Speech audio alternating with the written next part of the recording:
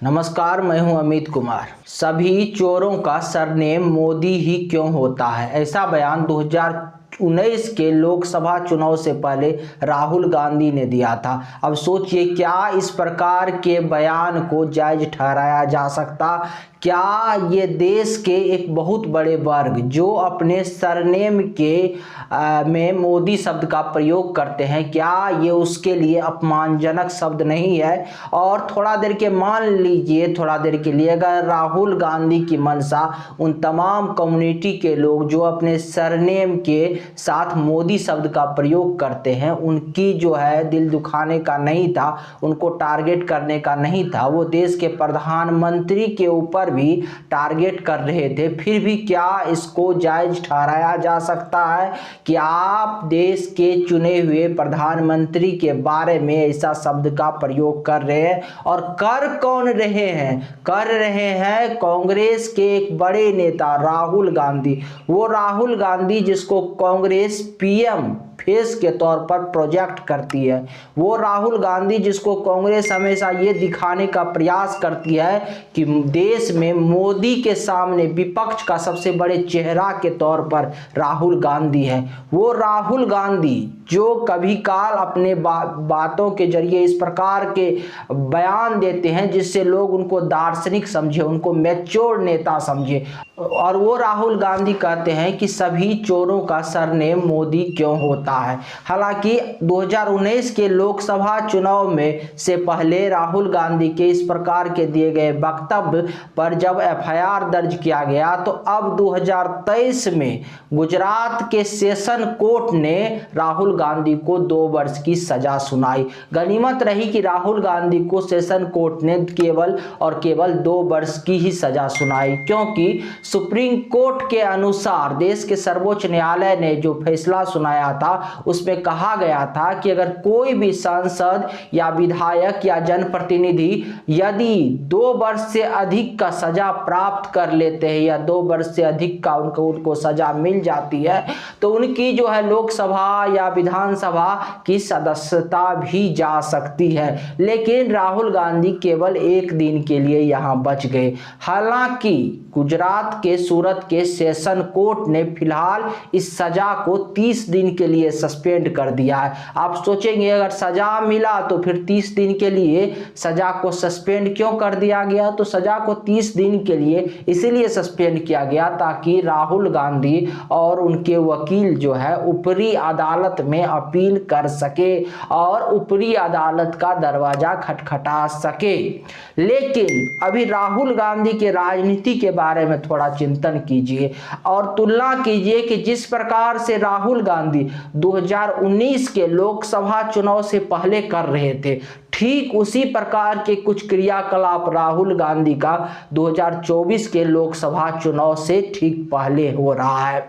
2019 से पहले यानी 2019 के लोकसभा चुनाव से पहले की जो घटनाक्रम है उनको याद कीजिए। राहुल गांधी ने यह बयान तो दिया ही था कि सभी चोरों का सरनेम मोदी ही क्यों होता है। साथ ही साथ इसके साथ वो एक और नारा लगाते थे जिसमें वो अक्सर कहते थे कि चौकीदार चोर है। हालांकि इसके लिए भी उनको सुप्रीम कोर्ट के द्वारा, देश के सर्वोच्च न्यायालय के द्वारा फटकार लगाया गया और इसके बाद वो इस प्रकार के नारा पे खेद व्यक्त करके आगे से ये नारा लगाना बंद कर दिए। और एक और मुद्दा वो उठाते थे जिसमें वो कहते थे कि राफेल का जो डील फ्रांस के साथ भारत सरकार ने की है उसमें जो है भ्रष्टाचार हुआ है। लेकिन ये मुद्दा भी जो है देश के सर्वोच्च न्यायालय में के आगे नहीं टिक पाई और देश के सर्वोच्च न्यायालय ने इसको भी खारिज कर दिया।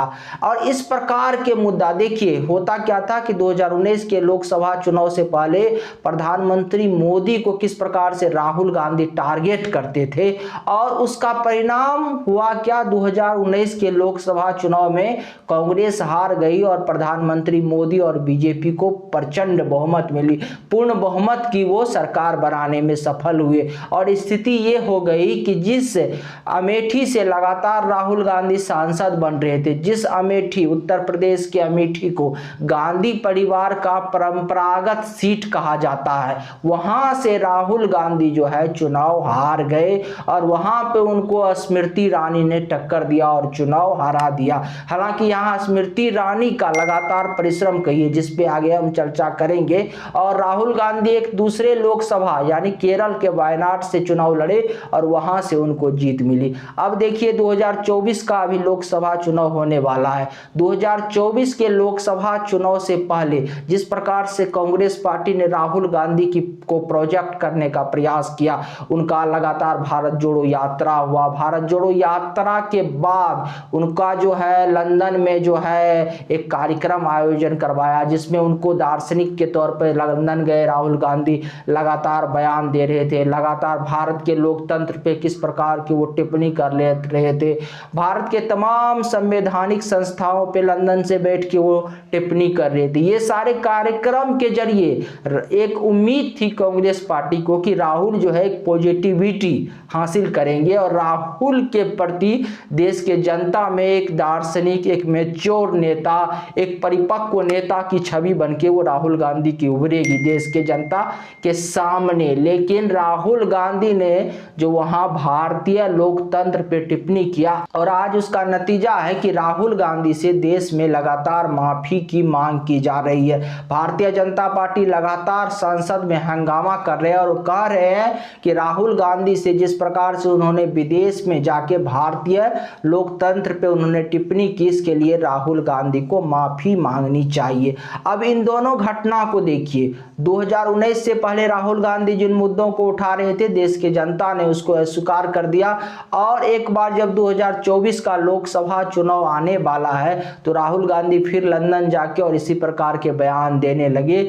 और 2024 के लोकसभा चुनाव में अभी जो राहुल गांधी के ऊपर सजा तय हुई है, जो राहुल गांधी को गुजरात के सेशन कोर्ट ने सजा सुनाई, हालांकि अभी इसको लेकर वो हाई कोर्ट जाएंगे, सुप्रीम कोर्ट जाएंगे और ये मामला आगे खींचेगा, या फिर कह लीजिए दूसरा मुद्दा जिस प्रकार से उन्होंने लंदन में जाके बयान दिया और इसका खामियाजा जो है 2024 के लोकसभा चुनाव में कहीं ना कहीं कांग्रेस को होती हुई दिखाई दे रही है और हो सकता है कि इसका खामियाजा 2024 के लोकसभा चुनाव में कांग्रेस को हो। अब फिर प्रश्न उठता है कि बार बार ऐसा होता क्यों है? जब राहुल गांधी को कांग्रेस एक बड़े नेता के तौर पर, एक परिपक्व नेता के तौर पर प्रोजेक्ट करना चाहती है, तो राहुल गांधी के सामने ऐसा क्या हो जाता है कि राहुल गांधी की जबान बार बार फिसल जाती है और बार बार कुछ ऐसा हो जाता है कि राहुल गांधी के द्वारा दिए गए वक्तव्य विवादों में आ जाता है? इसके पीछे कारण है, देखिए आज राहुल गांधी को कांग्रेस किसके सामने प्रस्तुत करना चाहती है? प्रधानमंत्री नरेंद्र मोदी के सामने। प्रधानमंत्री नरेंद्र मोदी को अगर आप देखेंगे, उनकी राजनीतिक पृष्ठभूमि को देखेंगे तो वो एक ऐसे नेता रहे हैं जो आम आदमी से उठ के, जो एक आम आदमी से उठ के और जमीन से उठ के, जमीन से संघर्ष करते हुए देश के सर्वोच्च पद, देश के प्रधानमंत्री बने। और वो उनको लोगों के जो आम इंसान के जीवन जो होता है, जो आम इंसान की जीवन है उसमें आने वाली कठिनाई से लेकर आम इंसान की भावना और आम इंसान से वो ऊपर उठे हैं, तो उन सारे चीजों का उनके पास ज्ञान है और वहां से वो उठे हैं।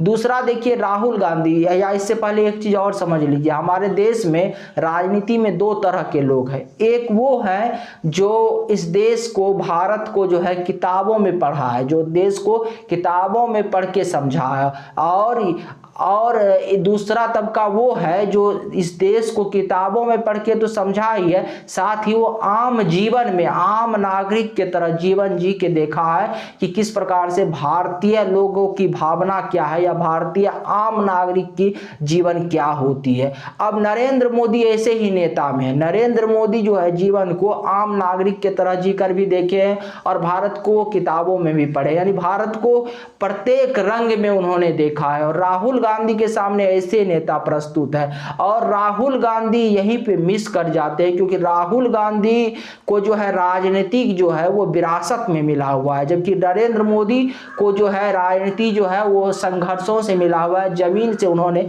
अपने लिए रास्ता तैयार किए। इसीलिए बार बार जब राहुल गांधी और नरेंद्र मोदी के सामने राहुल गांधी को प्रोजेक्ट कर दिया जाता है तो इसका लाभ जो है हमेशा बीजेपी को और प्रधानमंत्री नरेंद्र मोदी को मिलता है। इसीलिए राहुल गांधी को भारत के लोगों की भावना समझना चाहिए और समझना चाहिए कि इस देश की जनता की भावना क्या है, और बार बार उनको ऐसे बयानों से बचना चाहिए जो खुद उनके राजनीति के लिए और खुद कांग्रेस के लिए जो है इसके चलते संकट उत्पन्न हो जाए। अगर आपको हमारी जानकारी अच्छी लगी तो चैनल को सब्सक्राइब कीजिए, वीडियो को शेयर कीजिए। नमस्कार, धन्यवाद।